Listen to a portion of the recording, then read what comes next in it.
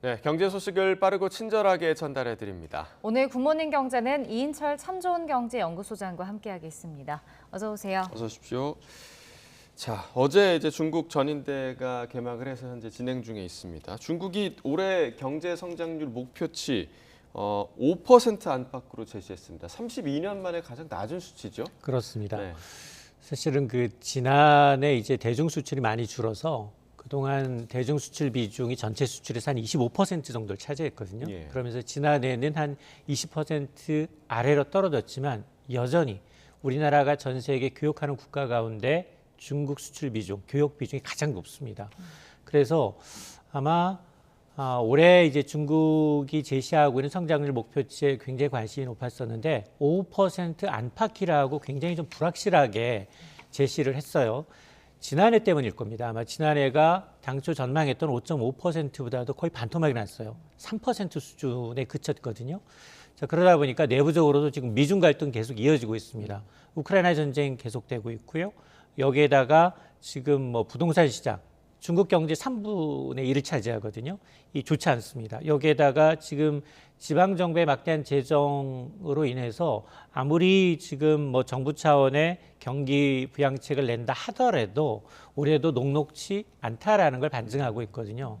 자, 문제는 중국이 이렇게 성장이 이제 좀 쉽지 않을 경우 우리에 미치는 영향이 굉장히 상당합니다.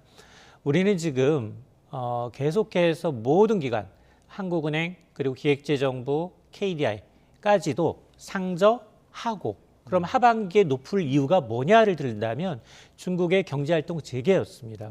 근데 경제활동 재개한다 하더라도 크게 우리가 이득을 볼 게 없다라고 하면 상황이 더 안 좋아지는데요. 여기에다가 앞서 리포트에서 확인하셨습니다만 수출, 내수, 소비, 투자 다 안 좋거든요, 지금. 특히나 수출에 따른 무역수지 적자 확대는 계속해서 이어지면서 올해 2월까지만 하더라도 53억 달러 무역수지 적자를 냈는데 지난해 전체 무역 적자의 거의 40% 육박하고 있습니다. 특히 대중 수출이 지난해에 비해서 한 22%, 반도체는 거의 반토막 정도 날 정도로 수출이 줄고 있기 때문에 하반기 중국 경기가 되살아나지 않는다라고 하면 일부에서는 올해만이 아니라 내년에 한국 경제도 장담하기 어렵다라는 얘기가 나오고 있습니다. 네. 근데 여기에다가 지금 그 중국 내에서 한국 상품의 인기가 하락하고 있다라는 조사 결과가 나왔는데 사실 이번에 리오프닝으로 수출 반전을 좀 기대했던 우리 입장으로서는 뭐 대책이 필요한 것 아닌가요? 그렇습니다. 지금 한국무역협회가 이제 이 코로나19 이후에 중국 소비자의 트렌드 분석 설문조사를 내놨습니다. 중국의 뭐 베이징, 상하이와 같은 주요 10개 도시 소비자 1,000여 명을 대상으로 해서 지난해 12월부터 2달여 동안 설문조사했는데 한국 상품의 인기가 많이 떨어지고 있고 외면하고 있다라는 분석 보고서인데요. 일단 한국 상품의 이미지를 묻는 질문에 대해서 긍정적이다라고 답한 소비자가 54.5%, 보통이다. 3분의 1 정도는 그냥 보통이다. 그리고 부정적이다라는 답변이 10%인데 이걸 2년 전 조사와 좀 비교를 하게 되면 긍정적인 답변은 5%포인트 줄었고요. 부정적인 답변은 오히려 6.6% 늘어났습니다. 자, 그러면 최근 5년 새, 물론 코로나라는 특수한 기간에 잡혀 있긴 합니다만 한국 제품을 구매한 경험이 있습니까? 라는 질문에 대해서 소비자의 43%만 5년 이내 한국 제품을 구매한 경험이 있다예요. 네. 이게 2년 전에 78%, 10명 가운데 8명이 한국 제품을 사봤다라고 답변을 했는데 거의 반토막이 난 겁니다. 36%포인트나 지금 줄어들고 있는데 문제는 뭐냐? 이 고객층을 봤더니 주로 20, 30대, 굉장히 유행이 민감한 젊은 세대, 특히나 대도시, 베이징과 상하이 같은 대도시 거주자들의 젊은 층의 구매가 굉장히 현저하게 줄고 있다라는 것이 문제인데요. 물론 뭐 여러 가지 분석 원인이 나오고 있습니다. 코로나 사태를 겪으면서 우리가 이제 중국 내 소비자의 어떤 트렌드 변화를 이제 잡지 못하는 게 아니냐. 근데 궁극적으로는 한국과 한중 관계 악화가 저변에 깔려 있거든요. 네. 자, 그러다 보니까 이 K 브랜드라는 굉장히 지금 전 세계적으로 K만 붙으면 다 잘 팔려요. 음악부터 먹거리부터 시작을 해서 대부분 잘 팔리는데 유독 중국에서 이렇게 지금 우리 최대 시장이기 때문에 아마 K 브랜드에 대한 이미지 제고, 마케팅 강화가 절실한 상황입니다. 네. 관련 대책이 좀 필요할 것 같고요. 반도체 이야기도 좀 해보겠습니다. 미국이 중국에 대한 반도체 장비 수출 통제에 한국과 독일을 포함하는 방안 검토하고 있습니다. 우리 기업 입장에서는 좀 압박이 있겠죠? 맞습니다. 네. 이거는 이제 미국의 유력 싱크탱크 업체인 전략국제문제연구소라는 CSIS의 최근 보고서 내용입니다. 미국이 지금 칩스법을 통해서 미국 주도로 대중국 반도체 장비 수출을 지금 통제하고 있는데 여기에 이미 일본하고 네덜란드는 동참하겠다라는 의사를 밝혔는데 그러면 나머지 2개 국가가 더 필요하다는 겁니다. 여기다 이제 반도체 강국인 한국과 독일까지 포함시켜야 완벽한 반도체 수출 장비의 통제가 이루어진다라는 논리인데요. 독일에 대해서는 반도체 제조 장비를 구성하는 핵심 부품의 생산의 선도 국가이고 그리고 한국에 대해서도 규모는 작지만 정교한 반도체 제조 장비 생산국이다라는 평가인데 자, 문제는 이걸 통제하게 되면 그렇지 않아도 지금 반도체 수출 장비가 거의 반토막이 났습니다. 지난해 중국에 수출한 반도체 장비 규모가 13억 7천만 달러에 그쳐서 1년 전 22억 5천만 달러 대비 40% 넘게 줄었는데 이게 더 타격을 받을 수 있다는 건데 이 반도체 장비 수출이 중국 업체를 상대로 한 판매가 아니라 중국 내 SK하이닉스, 삼성전자와 같은 우리 공장 업그레이드용이거든요. 예. 자, 그러다 보니까 이게 더 큰 문제가 될 수 있다라는 건데 물론 뭐 우리 정부 기업들 뭐 이 미국을 상대로 해서 설득에 주력을 하고 있습니다만 이게 IRA 인플레이션 감축법에 이어서 미국의 칩스법까지 정말로 이제 타겟은 중국이라고 하는데 계속 우리가 지금 피해를 보고 있는 상황이거든요. 우리 외교력이 또 한 번 시험대에 올랐다는 생각이 듭니다. 네. 그래서 정부가 내일 기업 관계자들과 면담을 하고 뭐 대응책을 마련하겠다라고 했는데 여기서 그럼 어떤 대책들이 마련이 될 수 있을까요? 대응책 마련이 쉽지 않을 거예요. 우리가 IRA에서 봤던 것처럼 과거 바이든 행정부는 트럼프 행정부는 트럼프 대통령이 먼저 이제 얘기하고 말로 먼저 언급을 해요. 트윗으로 야 대중국 수출 반도체 관세 이만큼 높여. 그리고 난 다음에 이렇게 중국이 끔찍도 안 하면 유야무야 됐어요. 근데 지금 바이든 행정부는 달라요. 하원, 상원에서 시행령 먼저 만들고 자기 사인해버려요. 그리고 난 다음에 이제 동맹국이 이제 야 이거 문제 있는 거 아니냐라고 얘기를 하면 야 이미 법 통과한 건 고칠 수가 없어. 이런 논리를 들고 있거든요. 자 그래서 지금 아마 우리가 아무리 지금 뭐 유리하게 우리 쪽으로 이제 해명하고 한다 하더라도 먹힐 가능성은 상당히 적습니다. 왜냐하면 IRA가 어떻게 결론이 났냐면 이게 중고차 특히나 이제 이 렌트용으로 하는 이 전기차에 대해서만 한국산 자동차에 대해서 보조금을 주겠다. 나머지 상업용으로 파는 건 보조금 주지 않겠다라고 했어요. 결국 지금 엘라바마에 있는 현대차 공장 라인을 전기차 공장으로 일부 전환하고 있어요. 자 그러다 보니까 2025년까지 전기차 공장 별도로 마련하는데 그 시간조차 주지 않고 있는 상황에서 과연 이걸 줄 거냐. 물론 김성한 국가안보실장은 과도한 조건으로 논란이 되고 있는 이 미국의 칩스법에 대해서 아무리 동맹이지만 이익이 같을 수도 있고 또 우선순위가 다를 수도 있으니까 신금을 터놓고 솔직히 협의할 생각이다라고 밝히고 있거든요. 8일 이제 미국으로 출국합니다.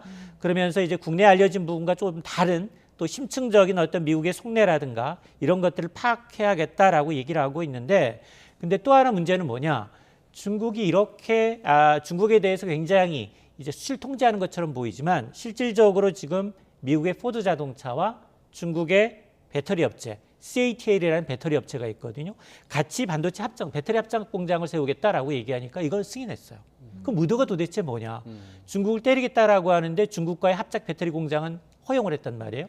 그러다 보니 이런 이제 의도에 대해서 하겠다라고 하는데 물론 정부와 반도체 업계에 대해서는 대응책을 논의하고 있다고는 합니다만 저는 이걸 지원법이라고 이제 말하지만 알고 보면 독소장이기 때문에 독배이기 때문에 상당히 이제 우리가 이제 주의 깊게 그리고 이번만큼은 IRA처럼 타이밍을 놓치지 말고 적시에 좀 대응을 해야 한다라는 생각이 듭니다. 네, 여러모로 우리 반도체 산업이 좀 어려움에 빠져 있는데 또 시장 상황도 좋지 않거든요. 지금 뭐 반도체 재고율 1월 반도체 재고율이 265.7% 이게 굉장히 좀 높은 수치죠. 맞습니다. 네.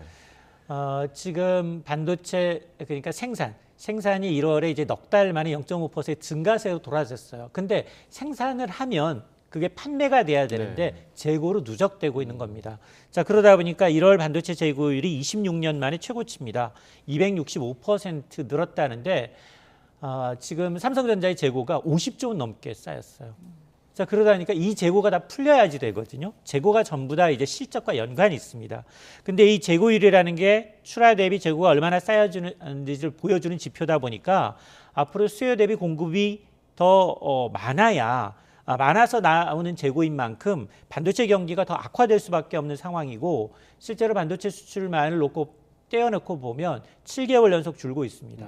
이 때문에 전체 수출에 영향을 미치는 파장이 크기 때문에 아마 상당히 좀 어려운 이제 상반기가 아니라 하반기까지도 어려워질 수 있는 상황입니다. 네.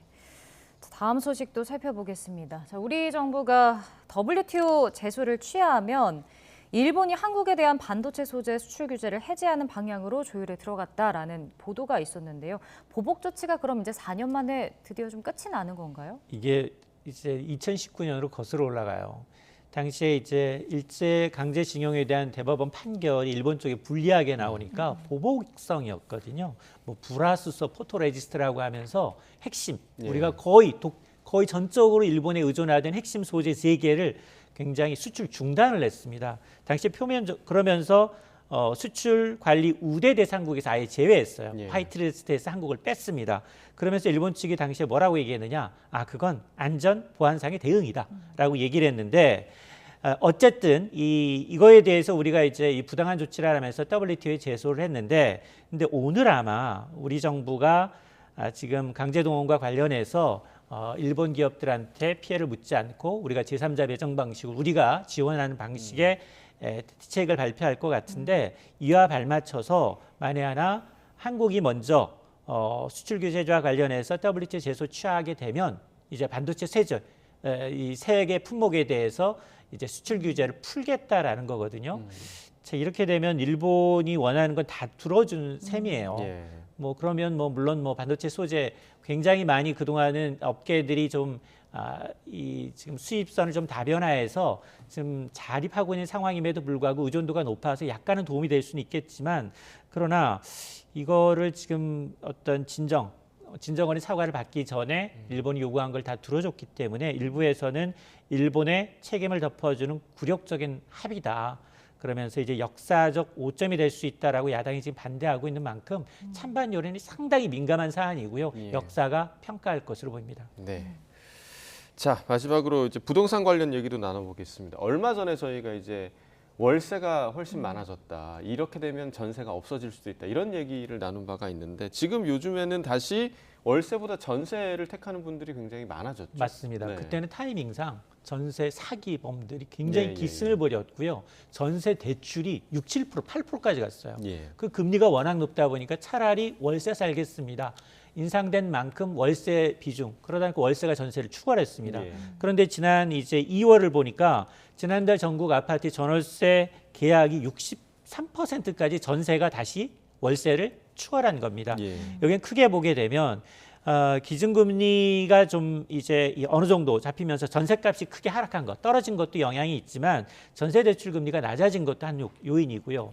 또 하나는 이거 전세 갱신권 쓰지 않고 전세값 떨어졌기 때문에 다른 데로 그냥 갈아타도 전세보증금을 일부를 돌려받을 수 있기 때문에 그런 수요도 있었고 또 하나는 특례보금자리론이 지금 사실은 4% 전세대출로 갈아탈 수 있는 용도도 있거든요. 자, 그러다 보니까 아마 지금 다시 한번 월세에서 전세 비중이 좀 높아지고 있는데 아마 지금 전세값이 조금씩 더 떨어지게 되면 아마 이런 이 속도는 좀 더 늘어날 것으로 보입니다.